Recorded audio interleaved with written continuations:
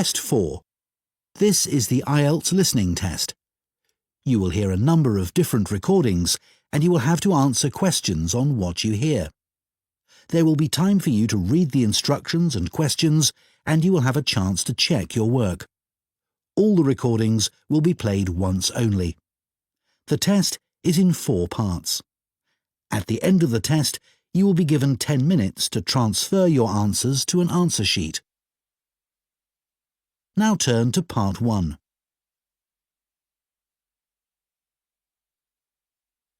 Part 1. You will hear a man who works at an employment agency phoning a woman who is looking for a job.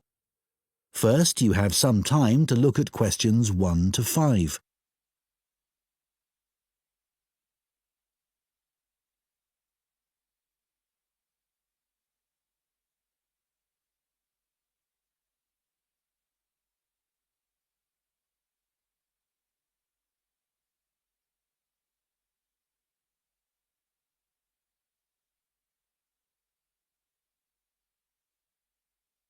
Now listen carefully and answer questions 1 to 5. Hello? Oh, hello. Is that Julie Davison? Yes. This is Greg Preston from the employment agency. We met last week when you came in to inquire about office work. Oh, that's right. Now, we've just had some details come in of a job which might interest you. OK.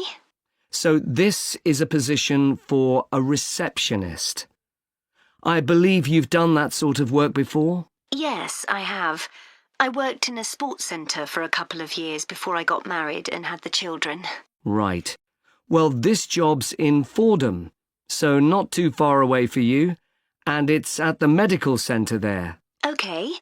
So where exactly is that? It's quite near the station on Chastens Road. Sorry? Chastens Road. That's CHASTONS.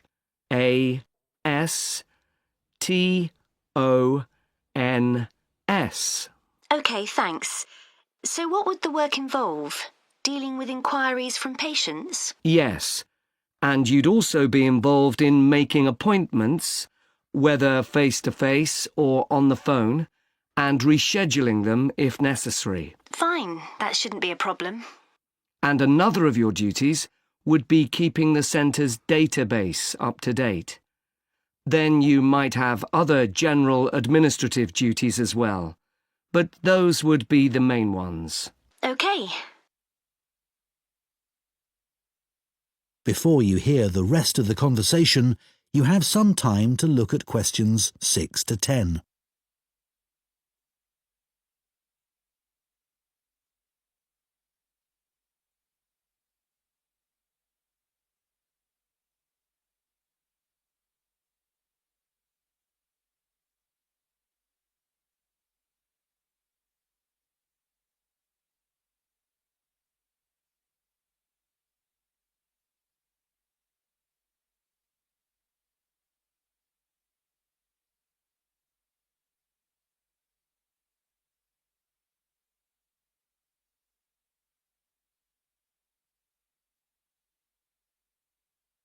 Now listen and answer questions 6 to 10. Now, when the details came in, I immediately thought of you because one thing they do require is someone with experience. And you did mention your work at the sports centre when you came in to see us. Yes, in fact I enjoyed that job. Is there anything else they're looking for? Well, they say it's quite a high-pressure environment. They're always very busy, and patients are often under stress. So they want someone who can cope with that and stay calm, and at the same time be confident when interacting with the public. Well, after dealing with 3 children all under 5, I reckon I can cope with that. I'm sure you can. And then another thing they mention is that they're looking for someone with good IT skills. Not a problem. So you'd be interested in following this up? Sure. When would it start? Well, they're looking for someone from the beginning of next month. But I should tell you that this isn't a permanent job. It's temporary, so the contract would be just to the end of September. But they do say that there could be further opportunities after that. OK. And what would the hours be? Well, they want someone who can start at 7:45 in the morning. Could you manage that? Yes, my husband would have to get the kids up and off to my mother's. She's going to be looking after them while I'm at work. What time would I finish? 1:15. That should work out all right. I can pick the kids up on my way home, and then I'll have the afternoon with them. Oh, one thing. Is there parking available for staff at the centre? Yes, there is. And it's also on a bus route. Right. Well, I expect I'll have the car, but it's good to know that. OK, so where do I go from here? Well, if you are happy for me to do so, I'll forward your CV and references, and then the best thing would probably be for you to phone them so they can arrange for an interview. Great. Well, thank you very much. You're welcome. Bye now. Bye. That is the end of Part 1. You now have 1 minute to check your answers to Part 1.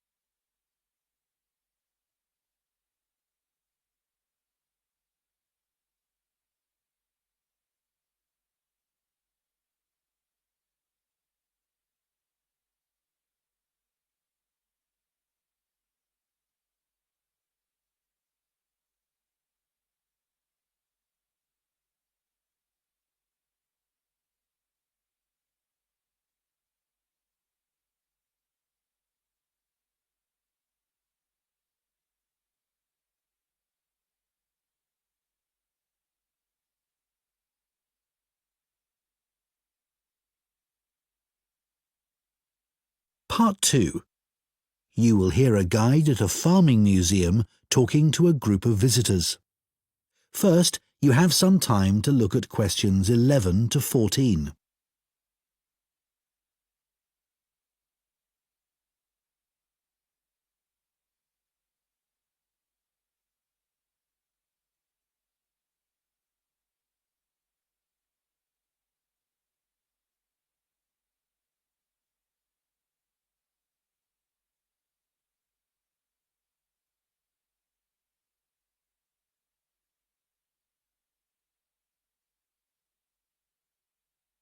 Now listen carefully and answer questions 11 to 14. Good morning, everyone, and welcome to the Museum of Farming Life. I understand it's your first visit here, so I'd like to give you some background information about the museum and then explain a little about what you can see during your visit. So, where we're standing at the moment is the entrance to a large building that was constructed in 1880 as the home of a local businessman, Alfred Palmer, of the Palmer Biscuit Factory. It was later sold and became a hall of residence for students in 1911 and a museum in 1951. In 2005, a modern extension was built to accommodate the museum's collections. The museum's owned by the university, and apart from 2 rooms that are our offices, the university uses the main part of the building. You may see students going into the building for lessons, but it's not open to museum visitors, I'm afraid. It's a shame because the interior architectural features are outstanding, especially the room that used to be the library. Luckily, we've managed to keep entry to the museum free. This includes access to all the galleries, outdoor areas, and the rooms for special exhibitions. We run activities for children and students, such as the Museum Club, for which there's no charge. We do have a donation box just over there so feel free to give whatever amount you consider appropriate. We do have a cloakroom if you'd like to leave your coats and bags somewhere. Unlike other museums, photography is allowed here, so you might like to keep your cameras with you. You might be more comfortable not carrying around heavy rucksacks, though keep your coats and jackets on as it's quite cold in the museum garden today. Before you hear the rest of the talk, you have some time to look at questions 15 to 20.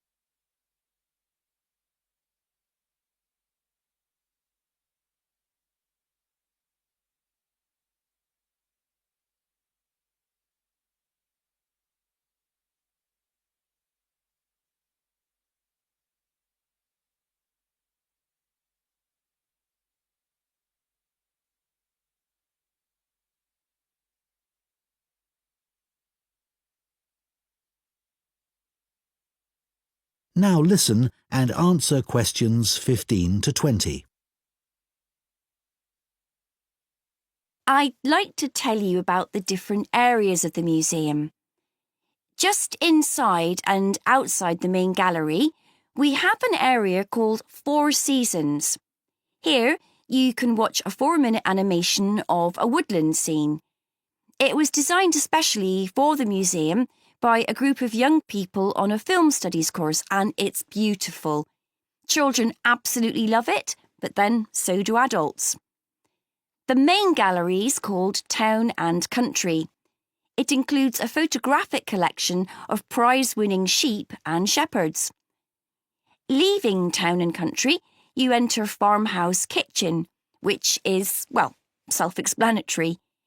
Here, we have the oldest collection of equipment for making butter and cheese in the country. And this morning, a specialist cheesemaker will be giving demonstrations of how it's produced. You may even get to try some. After that, you can go in 2 directions. To the right is a staircase that takes you up to a landing from where you can look down on the galleries. To the left is a room called A Year on the Farm. There is lots of seating here, as sometimes we use the room for school visits, so it's a good place to stop for a rest. If you're feeling competitive, you can take our memory test, in which you answer questions about things you've seen in the museum. The next area is called Wagon Walk. This contains farm carts from nearly every part of the country. It's surprising how much regional variation there was. Beside the carts are display boards with information about each one. The carts are old and fragile, so we ask you to keep your children close to you and ensure they don't climb on the carts. From Wagon Walk, you can either make your way back to reception or go out into the garden, or even go back to take another look in the galleries.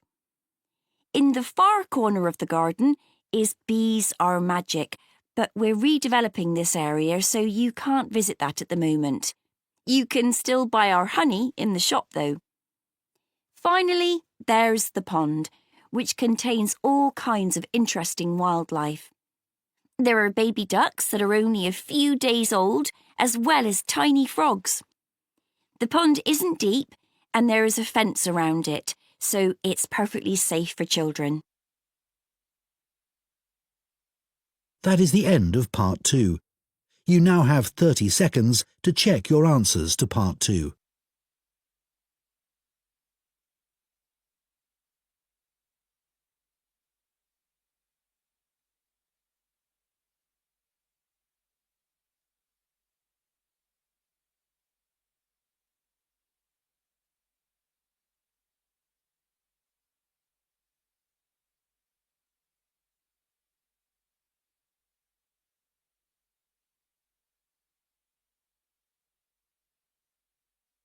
Part 3.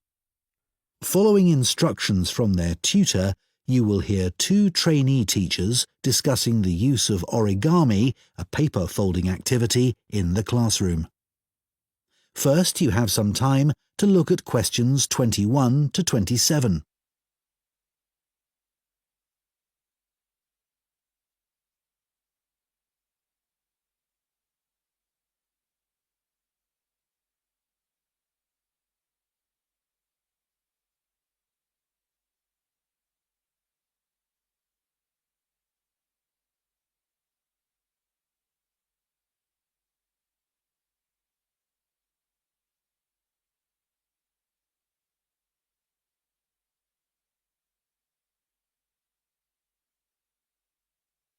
Now listen carefully and answer questions 21 to 27. So now I want you to discuss the lesson we've just been watching on the video and think about the ways in which origami can be a useful educational tool. Can you all work with the person sitting next to you? I had no idea that such a simple thing like folding squares of paper to make the shape of something like a bird could be such an amazing tool. It's made me see origami in a whole new light. I know. It was interesting to see the educational skills the children were developing by doing origami. On the video, you could see them really listening hard to make sure they did all the steps in the right order to make the bird. That's right. In this lesson, they were working individually, but it would also be interesting to see if the children could work out how to make something simple without being given any direction. That would help with building teamwork as well. Yes, but much more of a challenge. One thing that really stood out for me was that the children were all having fun while being taught something new. Which is a key aim of any lesson with this age group. And although these kids had no problems with folding the paper, with younger children you could do origami to help practice fine motor skills. Absolutely. Shall we talk about the individual children we saw on the video? I wrote all their names down and took some notes. Yes, I did too. OK, good. Let's start with Sid. He was interesting because before they started doing the origami, he was being quite disruptive. Yes, he really benefited from having to use his hands. It helped him to settle down and start concentrating. Yes, I noticed that too. What about Jack? I noticed he seemed to want to work things out for himself. You could see him trying out different things rather than asking the teacher for help. What did you make of Naomi? She seemed to be losing interest at one point, but then she decided she wanted her mouse to be the best, and that motivated her to try harder. She didn't seem satisfied with hers in the end, though. No. Anya was such a star. She listened so carefully and then produced the perfect bird with very little effort. I think the teacher could have increased the level of difficulty for her. Maybe. I think it was the first time Zara had come across origami. She looked as if she didn't really get what was going on. She seemed unsure about what she was supposed to do, but in the end, hers didn't turn out too badly. Yeah, I'm sure it was a positive learning experience for her. Before you hear the rest of the discussion, you have some time to look at questions 28 to 30.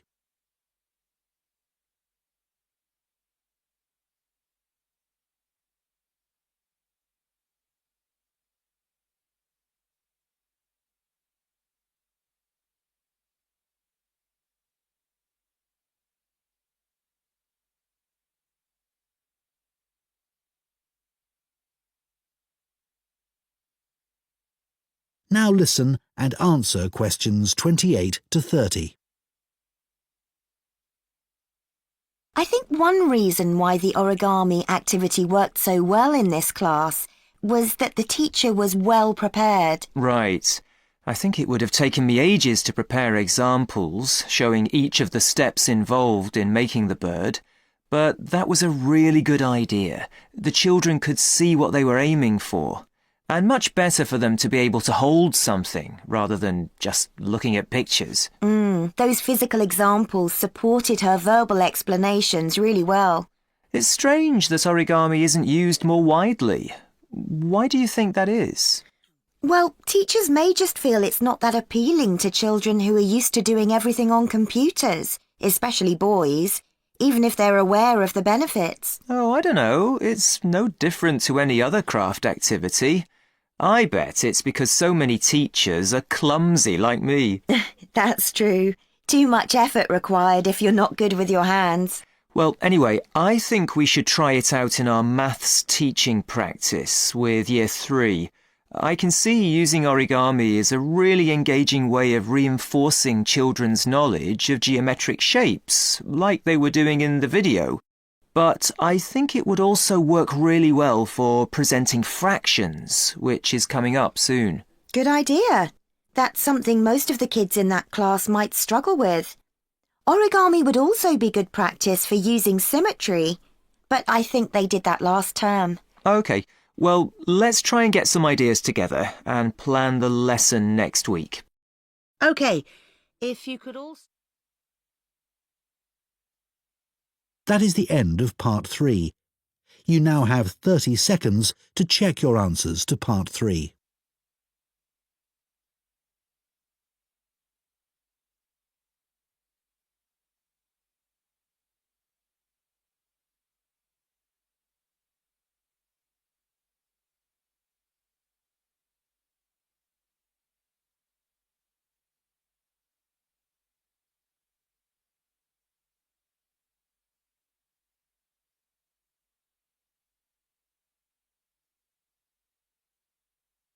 Part 4. You will hear a literature student giving a talk about Victor Hugo, a famous 19th century French writer. First, you have some time to look at questions 31 to 40.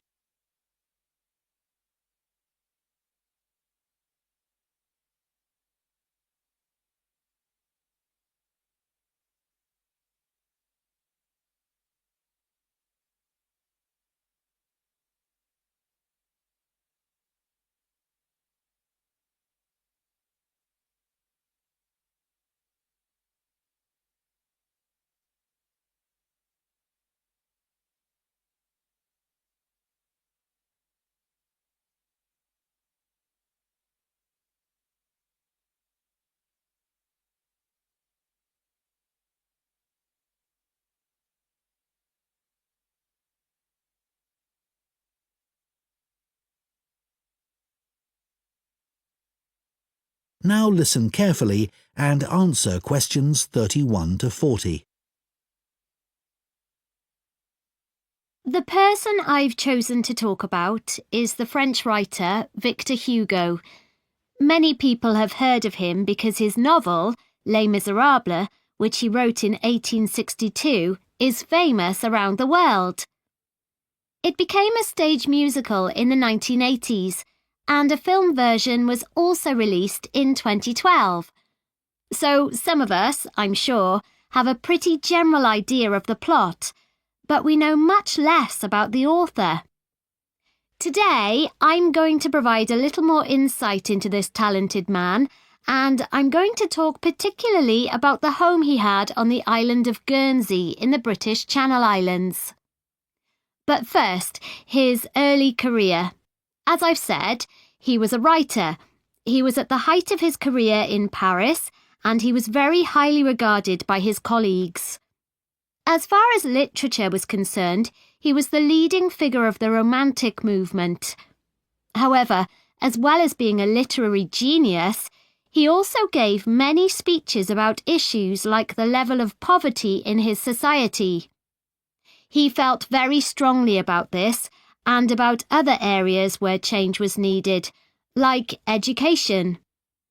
This kind of outspoken criticism was not well liked by the rulers of France, and eventually the Emperor, Napoleon III, told Victor Hugo to leave Paris and not return. In other words, he sent him into exile. So Victor Hugo was forced to reside in other parts of Europe. Guernsey was actually his third place of exile, and he landed there in 1855. He produced a lot while on Guernsey, including Les Miserables, and to do this, he had to spend a great deal of time in the home that he had there. This was a property that he bought using the money he'd made in France from the publication of a collection of his poetry. It was the only property he ever owned, and he was very proud of it.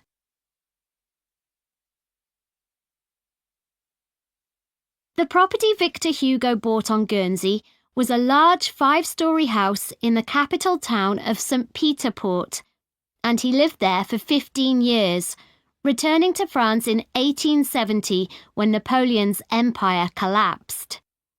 He decorated and furnished each level or floor of the house in unique and wonderful ways. And many people consider the inside of the house to be a work of art. Today, it's a museum that attracts 200,000 visitors a year.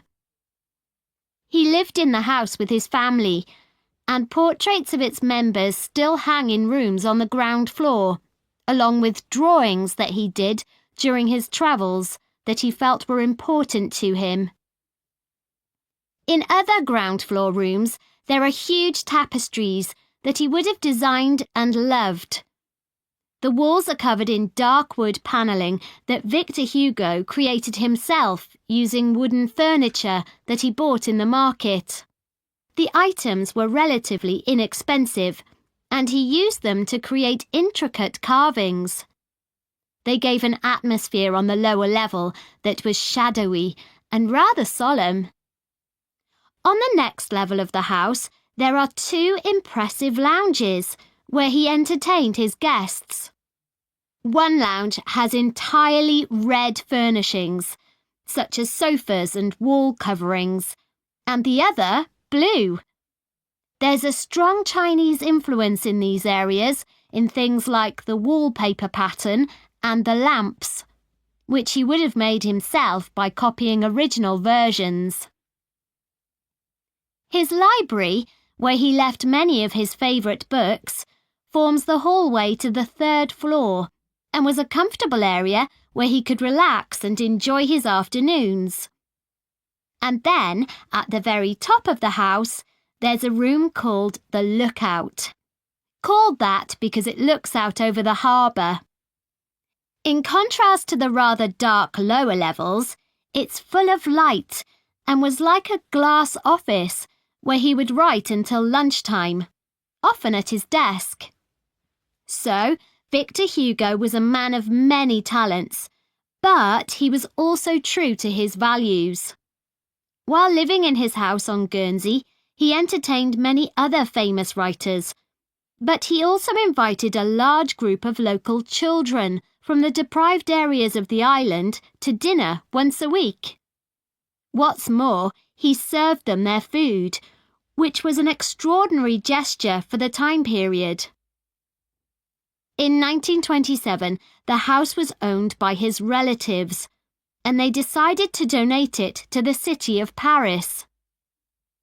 It has since been restored using photographs from the period, and, as I mentioned earlier, is now a museum that is open to the public. That is the end of Part 4. You now have 1 minute to check your answers to Part 4.